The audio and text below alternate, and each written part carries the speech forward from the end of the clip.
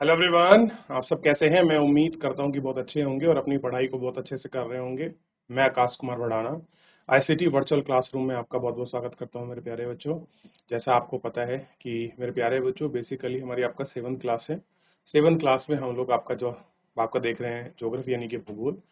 Chapter number 4 हमारा चल रहा है वायु। तो हमने अब तक इसमें आपका वायुमंडल के संगठन को पढ़ा, वायु में कौन कौन सी गैसेस होती हैं, क्या उनका परसेंटेज है, इन सबको हमने देख लिया। इसके साथ साथ जो है मेरे प्यारे बच्चों, हम लोगों ने वायुमंडल में कुछ परतें पाई जाती हैं, उन परतों को पढ़ा और उन परतों के जो महत्व हैं उन सभी महत्व को भी हमने गौर के पढ़ लिया कि भाई क्षोभ मंडल का क्या महत्व है, समताप मंडल का क्या महत्व, मध्य मंडल का क्या महत्व है, वायुर मंडल का क्या महत्व है और वहिर्म मंडल का क्या महत्व है, कहाँ पर मौसम कितने होती हैं।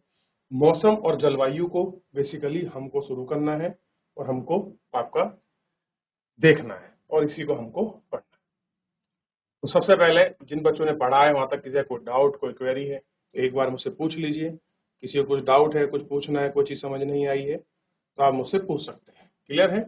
चलिए, कोई भी बच्चा किसी भी स्कूल से कोई भी डाउट, कोई भी क्वेरी है, कोई स्कूल थराली सैन जी, ऐसे थराली, ठीक है, शाबाश। एक बच्चा माइक ले ले बेटा, कोई भी आगे और आपका चैप्टर को पढ़े। ठीक है, शाबाश। बताइए, कोई बच्चा खड़ा है? हेलो हेलो, क्या नाम है बेटा आपका? सर। गौरी। चलो शुरू करो। Hello sir. Hello sir. क्या नाम है? हेलो, क्या नाम है आपका? अमन कुमार। Yes sir. चलो ठीक है, आप करो, एक पैराग्राफ की करो। ध्यान दें आप सभी, मैं ही पढ़ता हूँ, ध्यान देना है।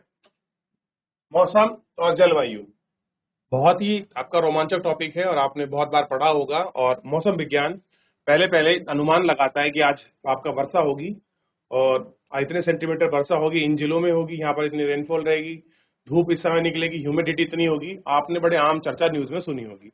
और कभी कभी भाई इनका प्रोडिक्शन आपका गलत भी हो जाता है, लेकिन हम सोचते हैं कि हमारी जगह गलत हो गया, जबकि बात किसी क्षेत्र की कर रहे होते हैं। मान लीजिए बात हो रही है आपके चमोली डिस्ट्रिक्ट की, कह रहे हैं कि क्या आज वर्षा होगी। हमें कैसे पता चलेगा कि क्या आज वर्षा होगी, क्या आज दिन साफ होगा, धूप निकलेगी? ये बहुत सारे प्रश्न हमारे दिमाग में आम रूप में चलते हैं, क्योंकि आप जानते हैं मौसम विभाग हमको जानकारी देता है कि आज वर्षा होगी, आज धूप निकलेगी, आज मौसम सुहाना रहेगा। उन्हें कैसे पता चलता है? क्योंकि वो मौसम की स्टडी करते हैं, वो जो हमारी जलवायु है उसका अध्ययन करते हैं और उसके अध्ययन के अनुसार ही क्या लगाते हैं? अनुमान। ध्यान रखना, क्या लगाते हैं? अनुमान लगाते हैं और उसी अनुमान के हिसाब से बताते हैं। कितनी बार हमने क्रिकेट प्रेमियों के मुंह से एक दिवसीय मैच पर भविष्य अनुमान लगाते सुना होगा। यदि आप कल्पना करें, कल्पना का मतलब है आपने कोई चीज अपनी माइंड में सोच ली कि ऐसा होगा, उसे क्या बोलते हैं? कल्पना करना, ख्याल करना, किसी का विचार दिमाग में लाना, अपने प्रोडक्शन बनाना। हमारा शरीर एक रेडियो है और मस्तिष्क उसका स्पीकर। तो वह मौसम है जो नियंत्रण बटनों से छेड़छाड़ करता रहता है। मौसम वायुमंडल की प्रत्येक घंटे तथा प्रतिदिन की स्थिति होती है। आर्द्र एवं गर्म मौसम किसी को भी चिड़चिड़ा बना सकता है। कह रहे कि अगर मौसम आपका गर्म है तो क्या कर सकता है? आर्द्र मौसम और गर्म मौसम किसी को भी आपका चिड़चिड़ा बना सकता है। ठीक, अच्छा हवादार मौसम हम आनंद लेते हैं, हम घूमते योजना बना सकते हैं। मौसम नाटकीय रूप से दिन प्रतिदिन बदलता है, किंतु शीघ्र काल में किसी स्थिति में औसत मौसम उस स्थान की जलवायु बताता है। कह रहे आप देखते हैं नाटकीय मौसम होता है। जैसे सुबह सुबह उठे, धूप निकली बहुत तेज, आपने कहा वाह कितना दिन साफ सुथरा होने वाला है। जैसे ही आपके स्कूल का समय हुआ तुरंत बारिश हो गई, आपने कहा बिल्कुल से दिमाग खराब कर रखा है मौसम ने। और आजकल होता है ऐसे, जैसे ही आप स्कूल पहुंचे थोड़ी देर के बाद बारिश बंद हो गई। ठीक है, तो क्या होता है? जैसे हम स्कूल पहुंचते हैं बारिश बंद हो जाती है, फिर बारिश दोपहर में फिर आपका बारिश पड़ती है, जब हम लोग गाँव खेलने जाते हैं टाइम होता है, फिर मौसम साफ हो जाता है। तो इस तरीके की प्रक्रिया पैटर्न आपको देखने के लिए मिलती है। क्लियर है? क्योंकि मौसम में नाटकीय रूप से बदलाव, कभी बारिश, कभी धूप, कभी आपकी बौछार, ये चीजें होती रहती हैं।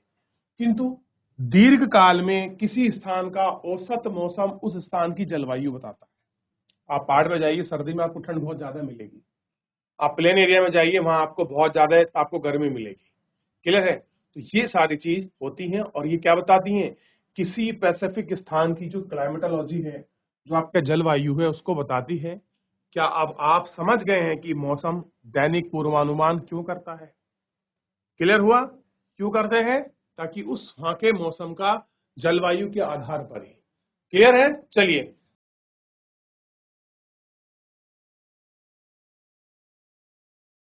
अब देखिए, बहुत बार क्या होता है, ये देखिए, हम बहुत बार आपका टेम्परेचर को मापते हैं कि आज तापमान 42 डिग्री सेंटीग्रेड चला गया, आज 32 है, आज 4 डिग्री है, आज 5 डिग्री है, आज आपका 10 डिग्री, ऐसा होता है। फिर हम क्या मापते हैं? वायु दाब, एयर प्रेशर, यानी कि एक वर्ग स्क्वायर में कितने मिली बार दाब लग रहा है, कितना प्रेशर लग रहा है, हम उसको जांचते हैं कि कितना आपका प्रेशर आपका लग रहा है। उस प्रेशर को हम लोग देखते हैं। फिर उसके साथ हम क्या देखते हैं? हवा की डायरेक्शन, कि नॉर्थ वेस्ट से आपकी हवा चल रही है, या आपका ईस्ट वेस्ट है, ईस्ट से है, नॉर्थ है, साउथ ईस्ट है, आपका साउथ वेस्ट है। उस तरह से हवा को हम लोग आपका देखते हैं। और फिर हम किसे मापते हैं? वर्षा को। आपने बहुत बार सुना होगा कि आज चमोली डिस्ट्रिक्ट, उत्तर डिस्ट्रिक्ट में आपका 600 सेंटीमीटर से भी अधिक रेनफॉल हुई। कभी आप सुनते हैं कि 200 सेंटीमीटर रेनफॉल हुई, और कभी आपने सुना कि 10 सेंटीमीटर से भी कम हुई, या 50 सेंटीमीटर से भी कम हुई, 150 से कम हुई। तो ये सारी चीजें कैसी होती हैं? इनको प्रॉपर मापा जाता है कि एयर प्रेशर कितना रहा, टेम्परेचर कितना रहा, हवा किस दिशा से चली। क्लियर है? और वर्षा की माप क्या है? हम कहते हैं ना कि आज तो परवा चल रही है, यानी कि कुछ दिन बाद आपकी वर्षा होने वाली है। जब शीतकाल में आपका पूर्व की दिशा से हवा चलती है तो हम क्या बोलते हैं कि ये हवा क्या करेगी? वर्षा करेगी। लेकिन जैसे ही आपका पश्चिमी दिशा से हवा चलती है, हम क्या बोलेंगे कि ये और ठंड करने वाली है। हमें कैसे पता होता है, बताइए? आपने घर में मम्मी को, पापा को, बड़े बुजुर्गों को ये बातें सुना होगा आपने आम रूप से, जो आप इनको दैनिक जीवन में आपका प्रैक्टिकल करते हैं। तो ये सब क्या करते हैं? ये जलवायु का जो दीर्घकालिक इम्पैक्ट है, उसी का अध्ययन के अनुसार ही हमको ये सारी चीजें बताते हैं। बात करेंगे, सबसे पहला फैक्टर है टेम्परेचर, जिसको हम तापमान कहते हैं। डिग्री सेल्सियस या अब आपका फ़ारेनहाइट में हम इसको मापते हैं। ज्यादातर आम रूप में सेल्सियस में हम उसको आपका टेम्परेचर को मापते हैं। क्लियर है? जैसे हम कहते हैं ना, हमको 101 बुखार है, 102 बुखार है, तो वो आपका डिग्री सेल्सियस में हम उसको आपका मापते हैं। कुछ लोग आपका फ़ारेनहाइट में मापते हैं, लेकिन आम रूप का जो आपका पैमाना है वो डिग्री आपका सेंटीग्रेड है, सेल्सियस। ध्यान दीजिए, आप प्रतिदिन जिस तापमान का अनुभव करते हैं वह वायुमंडल का तापमान होता है। किसका होता है? एटमॉस्फेयर का टेम्परेचर होता है। वायुमंडल में मौजूदा ताप एवं शीतलन के परिमाण को तापमान क्या कहते हैं? तापमान कहते हैं। कि हमारा एटमॉस्फेयर में जो भी हीट है और जो भी आपका शीतलन है, उसी को हम क्या कहते हैं कि भैया ये हमारा रिजल्टेंट ऑफ आपका टेम्परेचर है। वायुमंडल का ताप केवल दिन और रात में नहीं बदलता, बल्कि ऋतुओं के अनुसार बदलता है। ये बात कितने बच्चों को समझ आई कि टेम्परेचर दिन और रात से नहीं बदलता? किससे बदलता है? ऋतु के अनुसार।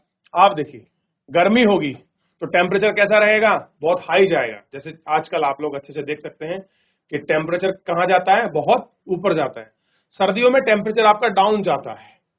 बरसात में देखिए, बरसात के मौसम में दिन में टेम्परेचर आपको ज्यादा दिखाई देगा, लेकिन जैसे ही बारिश होगी टेम्परेचर अचानक नीचे गिर जाता है।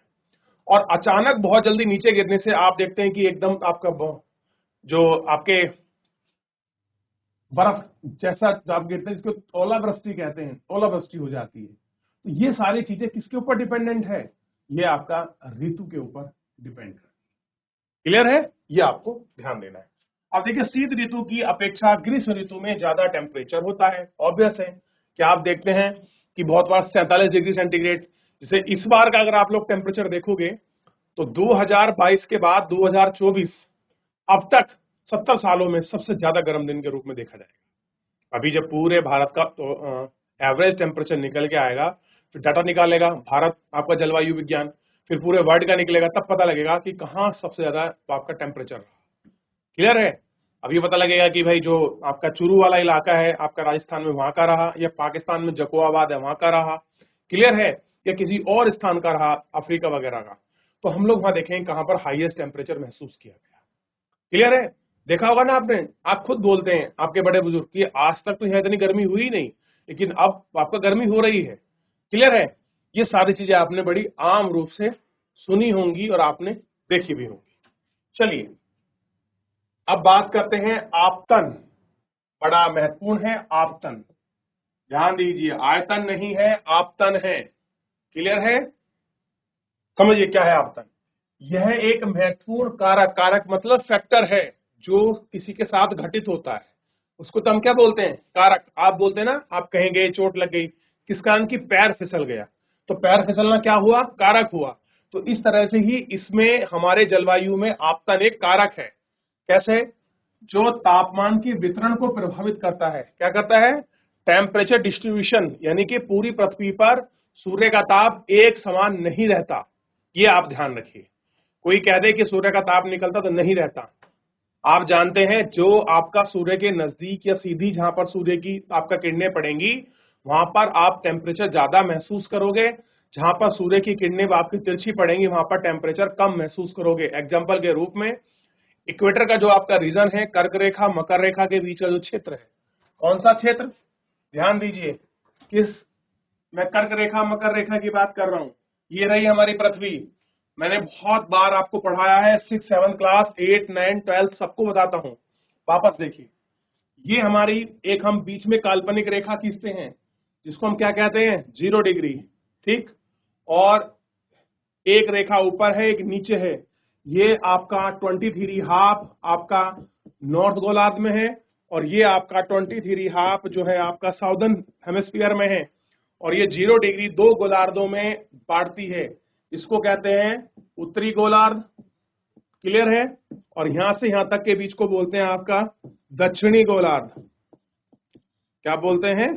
दक्षिणी गोलार्ध। क्लियर हो ना? तो ये है आपकी कर्क रेखा।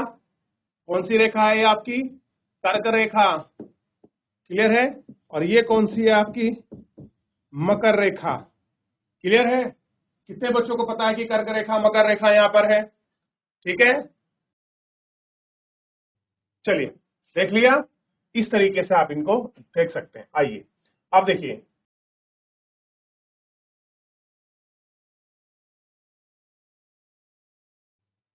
सूर्य से आने वाली ऊर्जा, ऊर्जा का मतलब है जो जो किरणें हमको प्राप्त होती है उसमें क्या होती है? ऊर्जा होती है। आने वाली ऊर्जा जिसे पृथ्वी से रोक लेती है उसे आपतन कहलाती है। कह रहे हैं सूर्य से आने वाली ऊर्जा जिसे पृथ्वी रोक देती है उसे क्या कहते हैं? आपतन कहते हैं। बेसिकली होता क्या है मैं आपको बताऊं, आपतन में आगे पढ़ेंगे और क्लियर होगा। आपतन यानी कि सूर्य तप की मात्रा भूमध्य रेखा से ध्रुवों की ओर घटती है। यानी ये रही हमारी अर्थ, ये रही भूमध्य 0, तो यहां पर ज्यादा होगी और जैसे जैसे हम यहाँ जाएंगे आपकी कम हो जाएगी। कारण क्या है? ये हमारा सूर्य है, जब सूर्य निकलता है तो यहाँ पर सूर्य की किरणें क्या पड़ती हैं? सीधी पड़ती हैं, तो इसलिए टेम्परेचर क्या मिलेगा यहाँ पर आपका? ज्यादा मिलेगा। जबकि यहाँ ध्रुवों की तरफ क्या पड़ती है? तिरछी पड़ती हैं, तो यहाँ टेम्परेचर हमको क्या मिलता है?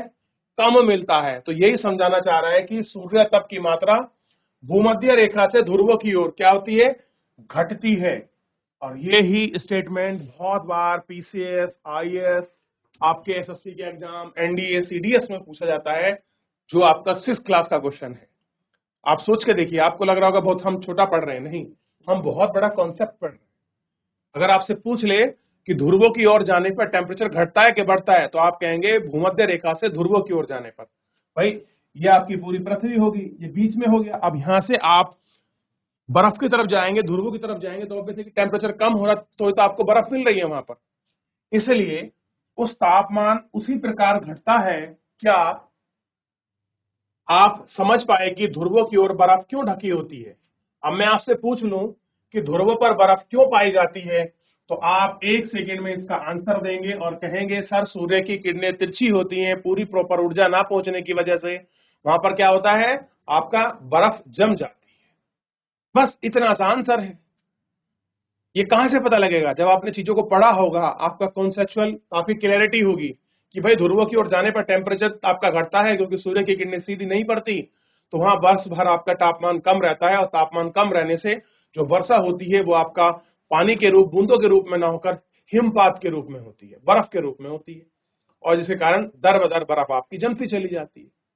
इतना ही तो अंतर है, लेकिन ये कैसे पता लगेगा? चलिए, यदि पृथ्वी का तापमान अत्यधिक बढ़ जाता है, मान लीजिए पृथ्वी का टेम्परेचर बहुत ज्यादा हो गया, यह इतनी गर्म हो जाती है कि कुछ फसलें उग ही नहीं सकती, यानी कि एक्सट्रीमली कंडीशन हो जाए, 70 डिग्री पहुंच जाए, 80 डिग्री टेम्परेचर पहुंच जाए, तो यहाँ कुछ फसलें नहीं उग सकेंगी। गांव की अपेक्षा नगर में तापमान अधिक होता है। ये बात ध्यान रखना, अगर कोई आपसे पूछ ले कि गांव में टेम्परेचर ज्यादा होता है कि शहरों में, तो आप कहेंगे शहरों में टेम्परेचर अधिक होता है। अब कारण क्या है कि दिन के समय ऐसा फेलाइट मानी सड़कें, धातुएं, कंक्रीट और भवन निर्माण हो जाता है जिससे रात में ऊष्मा मुक्त होती है। ये आपको समझ नहीं आया होगा थोड़ा, अभी मैं समझाता हूं। सड़कें, धातु और कंक्रीट, इन 3 शब्दों को सोचिए, फील कीजिए। मान लीजिए आपका सूरज निकला, बहुत सारी बिल्डिंग बनी हुई है, रोड्स बनी हुई हैं, सब कुछ पक्का है, तो जैसे ही सूर्य की किरणें 10-12 घंटे किसी जगह पर पड़ेंगी, वो हीट को क्या कर लेंगी? एब्जॉर्ब कर लेंगी। क्या कर लेंगे? अपने अंदर अवशोषित कर लेंगी। और जैसे ही अवशोषित कर लेंगी, सन हट जाएगा, शाम के समय होगा, तो आप देखेंगे कि जब सूर्य हट जाता है तो 4-5 बजे के बाद हमें ठंडक महसूस होती है, 8-9 बजे तक, और उसके बाद वो वापस ईंट वगैरह जो आपकी कंक्रीट है, जो आपका भवन ने आपकी ऊष्मा ली थी, वो उसको रिलीज करते हैं, और आप देखते हैं कि 9 बजे से लेकर 12-1 बजे तक फिर आपको गर्मी महसूस होती है, गरम गरम घुटन सी महसूस होती है गर्मियों में। वो क्यों होता है? वो केवल शहरों में ज्यादा होता है, क्योंकि जो यहाँ पर बना हुआ आपकी सड़क और मटीरियलिस्टिक आपकी चीजें थी, आपका कंक्रीट, ईंट, पत्थर, बालू, आपके मकान जो है, वो हीट को एब्जॉर्ब कर लेते हैं और बाद में धीरे धीरे उसको रिलीज करते हैं, जिसके कारण यहाँ पर आपको सफोकेशन जैसी चीजें, घुटन, ये महसूस होगी, गर्म आपको टेम्परेचर देखने के लिए मिलेगा। ठीक, नगर के भीड़ वाले ऊंचे भवन गर्म वायु को रोकते हैं, यानी कि जो चीजें ऊपर उठ रही है गर्म वायु, वो उसको रोक लेंगे, और जिससे क्या हो जाएगा? नगर का टेम्परेचर आपका बढ़ जाता है। क्या होता है? टेम्परेचर, तापमान बढ़ जाता है। तो ये बहुत महत्वपूर्ण था जो मैंने आपको पढ़ाया, समझाया। यकीन मानिए, टेम्परेचर का बहुत बड़ा खेल होता है। किसी स्थान पे बर्फ पड़ना, बारिश होनी, सूखा पड़ना, जैव विविधता मिलनी, ये सारी चीजें। चलिए, कोई एक बच्चा किसी स्कूल से माइक लेकर आपका चैप्टर को पढ़ेगा। चलिए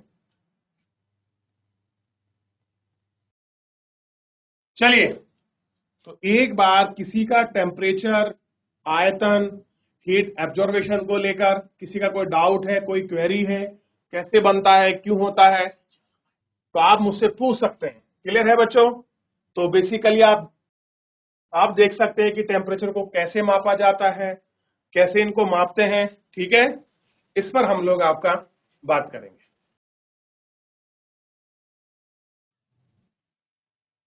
चलिए, तो ये मौसम संबंधित आपकी चीजें थी, हमने पढ़ा टेम्परेचर, हीट, प्रेशर कैसे होता है। तो चीजें थोड़ी फैक्चुअल नहीं थी, आपका कॉन्सेप्चुअल थी, यानी कि चीजों को समझना था, जोड़ कर, लिंक कर कि टेम्परेचर आएगा तो हीट बनेगी, हीट बनेगी तो वो सीधे ऊपर उठेगी, ऊपर उठेगी तो कहाँ तक जाएगी, कैसे वर्षा होगी, ये सब इसमें छुपा हुआ है। और आप यकीन करिए, अगर आपने इसको घर जाकर रिवीजन कर लेंगे, और अगर आपने 6 मंडल आए, ये सब मंडल पढ़े हैं, कौन कौन सी गैसेस हैं, ये अगर आपको थोड़ा भी मेमोराइज है, यकीन मानिए जब आगे बढ़ेंगे चीजें बड़ी आसान और सरल लगने लग जाएंगी। कारण है बस आपको जो हमने पीछे पढ़ा है अभी चैप्टर में, वो आपको रिवीजन करना है। क्लियर है मेरे प्यारे बच्चों? ये आपको ध्यान देना है। और फिलहाल जो है आज के इस आपके लेक्चर में इतना ही। मिलते हैं नेक्स्ट लेक्चर में, तब तक अपना ध्यान रखिए, स्वस्थ रहिए, अपनी पढ़ाई को बहुत अच्छे से करते रहिए। मुझसे जुड़ने के लिए आपका बहुत बहुत धन्यवाद।